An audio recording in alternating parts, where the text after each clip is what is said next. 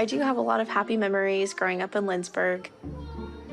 There you go. Good hit, baby. Good hit. Everybody knows everybody, and it's just got this great little charm to it.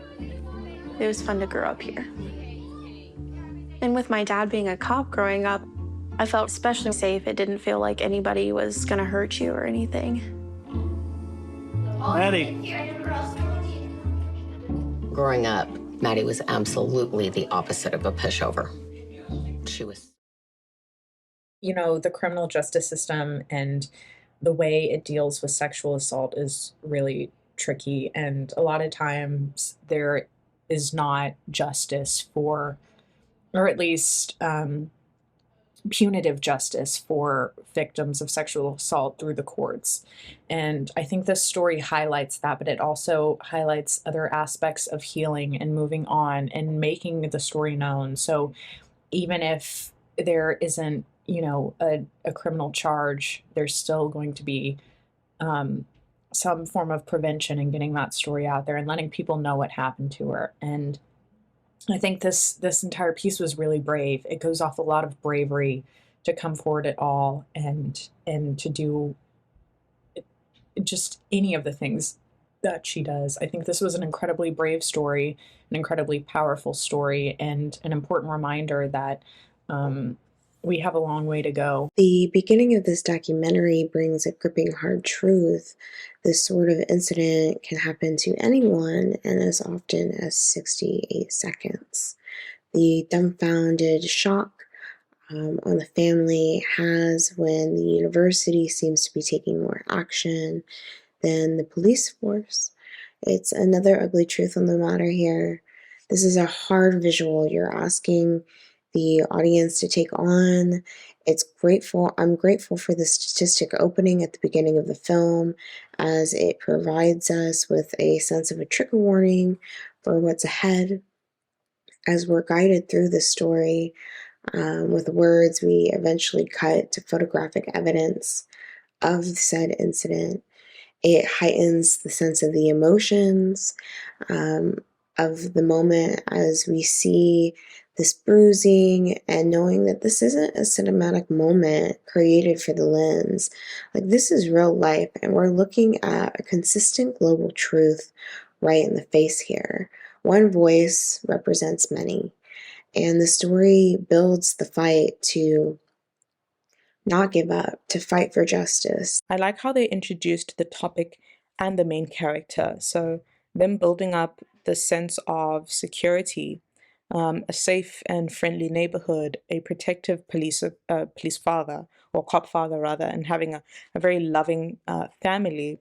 It almost seems that something like sexual assault shouldn't happen to a girl who comes from a sort of good environment. And I think that's very powerful, because it shows you the nuances when it comes to this particular crime, and that they should be taken just as seriously. So I don't know how much effort they took into building that up, but I think it was very, very powerful and very important, because I think sometimes that there is a stigma and an assumption about sort of the type of woman that this sort of thing happens to, but in actuality, that's not true.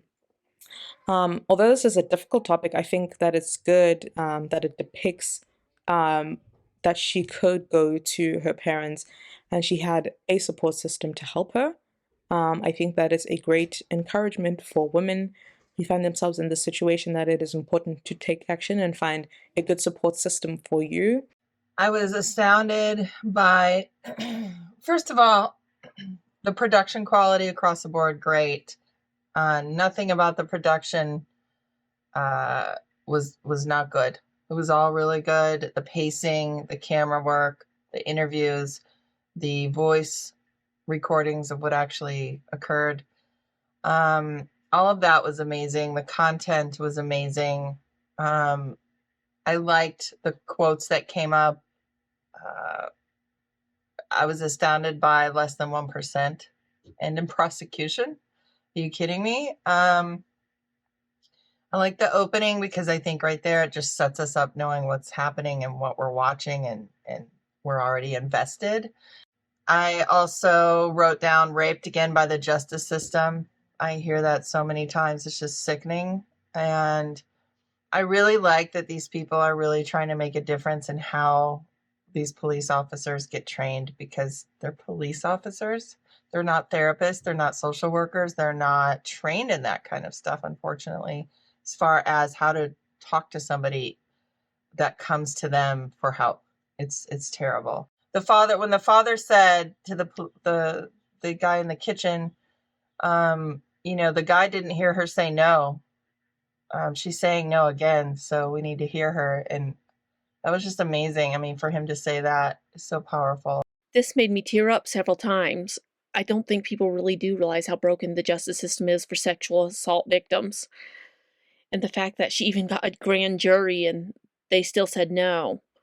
I do love that this family is finding the silver lining in a very, very dark cloud. It's something that you don't really expect to come out of something like this.